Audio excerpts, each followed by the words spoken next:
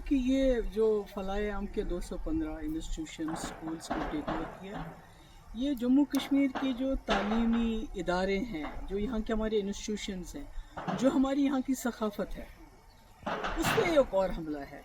मैं इसलिए सकाफ़त और जम्मू कश्मीर के तशख़्ख़ुस के साथ इसको जोड़ रही हूँ क्योंकि बहुत कम ऐसे स्कूल हैं FAT की तरह जो स्कूलों में इखलाकी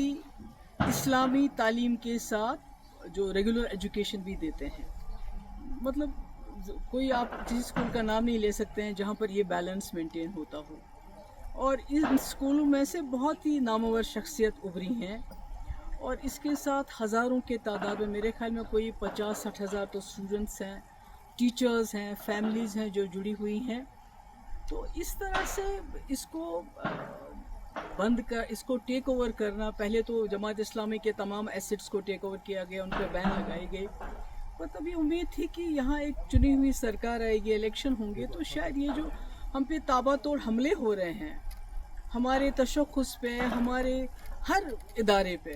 तो कहीं ना कहीं उसको वो रोकने में कामयाब हो जाएंगे। और शायद यही वजह है कि लोगों ने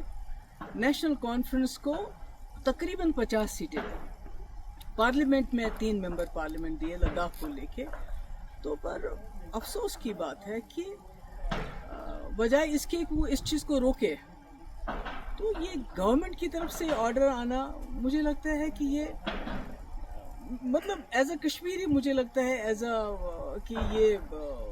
जो लोगों का जो भरोसा है उन पे क्या गुजरी होगी, मैं उसका अंदाज़ा नहीं लगाना चाहती। क्योंकि पिछले इलेक्शन में तमाम लोगों ने अपनी आइडियोलॉजी से बालातर उठ के, चाहे वो जमात इस्लामी थे, चाहे अहले हदीस थे, चाहे एम्प्लॉइज़ थे, चाहे टीचर्स एसोसिएशन थी, चाहे नौजवान थे, सब ने सोचा कि एक ही जमात को वोट देंगे ताकि ये जो तूफान आ रहा है हम पे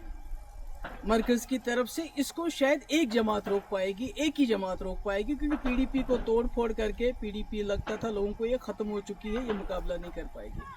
तो ऐसे में ये होना, और अभी आपने देखा कुछ देर पहले जो हमारी उर्दू ज़बान है, सरकारी दफातर में से उसको तकरीबन खारिज किया जा रहा है।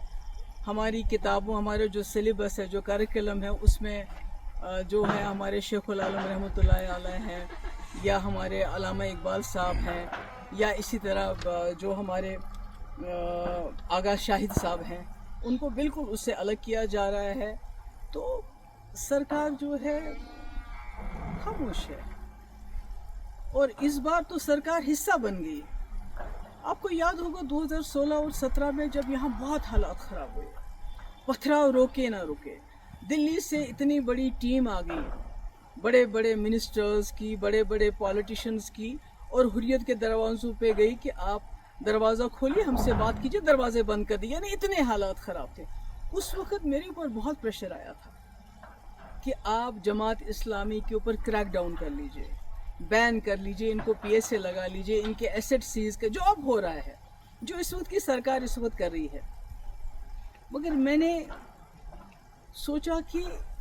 अगर मैं अपने ही लोगों पे बिला वजह इस किस्म की कार्रवाई, या तो कोई सबूत हो कि भाई इस वक्त ये कुछ ऐसा कर रहे हैं तो आप कोई एक्शन लोगे, मगर सिर्फ इनकी आइडियोलॉजी की वजह से किसी ने जाके दिल्ली में चुगली खाई थी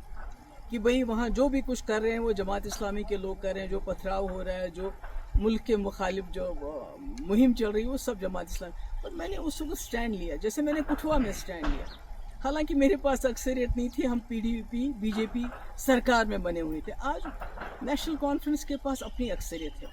उसके बावजूद वो इस किस्म के फैसले करती है। मुझे लगता है ये अफसोस के लायक है। और इसके बारे में क्या कहूँगी, वैसे तो लोग कहते हैं कि कहीं ना कहीं नेशनल कॉन्फ्रेंस और जमात इस्लामी का पुराने वक्त से चल रहा है कि जब शेख साहब मरहूम 77 में आ गए, उसके बाद जमात इस्लामी वालों के साथ क्या किया गया, किस तरह इनके घर चलाए गए, क्या क्या हमारी मुक़द्दस किताबें भी नजर आतश की गई, उसके बाद 87 के बाद क्या किया गया, जो फलाएम ट्रस्ट के टीचर है उनको कैसे पब्लिक सेफ्टी एक्ट लगाया गया, और आज 2025 में अब इनके जो स्कूल थे, जो लोगों के गरीब बच्चों को, क्योंकि आपने देखा कि सरकारी स्कूलों में जो चीज़ कमी है वो ये स्कूल पूरी करते थे, जिनका कोई नहीं होता था और कम फीस लेके ये तालीम देते थे। तो आज इन्होंने इतना बड़ा सिस्टम जो एक बना हुआ है उसको ایک حساب سے تباہی کے دہانے پہ پہنچا دیا ہے. کئی گھر اس کے ساتھ وابستہ ہے, کئی ٹیچر, سب کا مستقبل جو ہے. میم آپ نے ایجوکیشن منسٹر